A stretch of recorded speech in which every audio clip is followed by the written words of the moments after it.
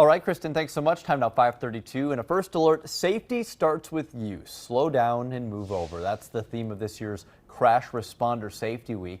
Aisha is at the First Alert Safety Desk, and it's a reminder to slow down and move over for first responders, Aisha. Exactly, Emerson, a life-saving reminder at that. Very important. Communities across northeast Wisconsin and the country are recognizing this week, talking about the dangers first responders face while at traffic incidents.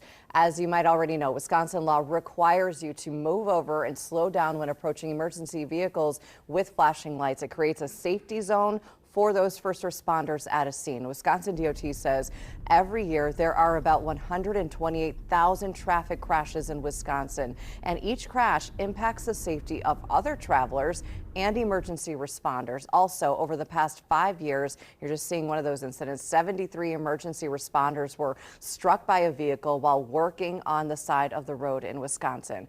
The city of Green Bay kicked off Crash Responder Safety Week, highlighting the difference you can make by staying alert behind the wheel. So, that is something that we also stress is the importance of just slowing down, taking your time, and those couple extra seconds make a huge difference in those families' lives. So, you'll be saving lives by slowing down, and we just cannot stress that enough.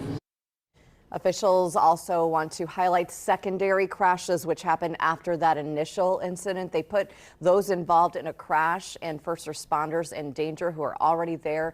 There have been nearly 3,600 secondary crashes in Wisconsin since 2020. In the past 5 years, 38 people died and more than 1,700 people were hurt in those secondary crashes. Again, so important to eliminate all distractions so everyone can work or get to their destination safely. Emerson.